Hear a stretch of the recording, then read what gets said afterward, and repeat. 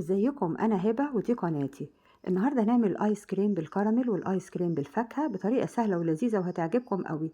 ولو عجبتكم اعملوا لايك وشير واشتراك في القناة بتاعتي ويلا نبدأ.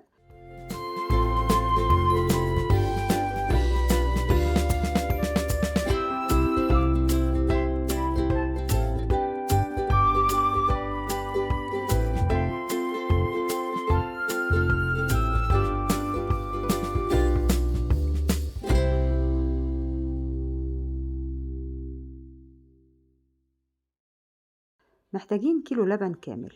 هنضيف له 2 باكو كريم كراميل ونقلبه بمضرب البيض اليدوي كده ونركنه دلوقتي. بعد كده كوباية سكر على نار هادية وهنكرملها. السكر هتفرديه على النار كده في الطاسة كده، ومش هتقلبيه خالص إلا لما اللون العسل يبدأ يظهر. هناخد بقى كوباية ونص لبن عليها معلقة كبيرة هرمية كده نشا ونقلبها كويس وهنركنها دلوقتي. السكر بدأ اهو بقى اللون العسل يظهر كده، تبدأي تقلبيه. قلبي بقى على نار هادية والتقليب مستمر لحد السكر ما يسيح خالص وياخد اللون العسلي الفاتح كده، ما يبقاش أغمق من كده. هضيف له معلقة كبيرة زبدة واقلبها لحد الزبدة ما تسيح خالص. بعد كده هضيف له اللبن اللي كنا عملناه مع النشا. أول ما ينزل هياخد الشكل ده كده، ما تقلقيش. قلبي باستمرار برضو والنار تكون هادية لحد ما يسيح السكر خالص. هنضيف له بقى معلقة صغيرة فانيليا ورشة ملح ونقلب وننزله. لما ننزله بقى هحطه بره كده في بولة علشان يبرد خالص، يبقى بدرجة حرارة الغرفة. هناخد اللبن والكريم كراميل اللي كنا ضفناه له ونحط عليه كوباية كريم شانتيه باودر، وبمضرب البيض بقى كده هتضربي 7-8 دقايق لحد ما ياخد الشكل الكريمي ده. بعد كده هقسمه في طبقين بالنص كده، كل نص في طبق. جزء منه هاخده هعمله بالفاكهة، هضيف له فاكهة، والجزء التاني هضيف له نص الكراميل اللي عملناه ده، النص كده. وبضرب البيض دقيقة واحدة بس، هتضربيه بقى في بعضه كده. طبعا اللون بتاعه هيبدأ يغمق كده بالشكل ده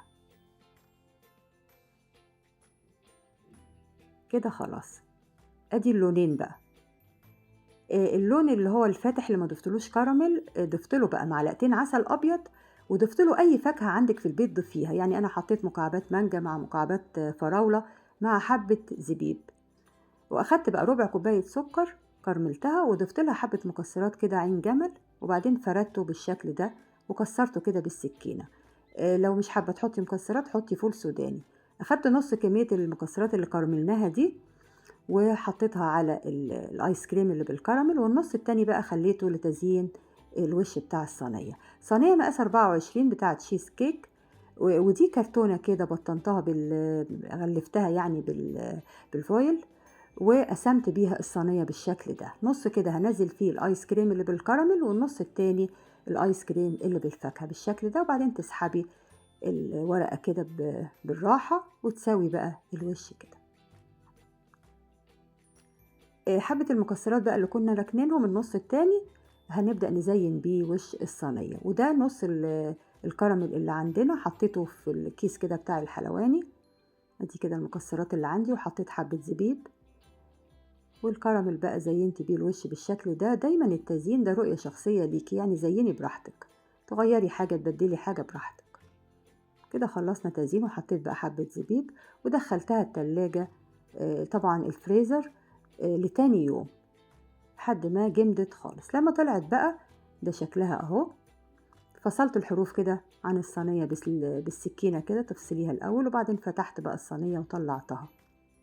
طالع تحفة، أحلى من أي آيس كريم هتشتريه من بره. والطعمين أحلى من بعض، سواء الطعم اللي هو الكريمة الكريم كراميل يعني، أو العادي اللي هو بالفاكهة. الاتنين أحلى من بعض. وبألف هنا. ولو عجبك اعملي لايك وشير واشتراك في القناة بتاعتي، وباي باي.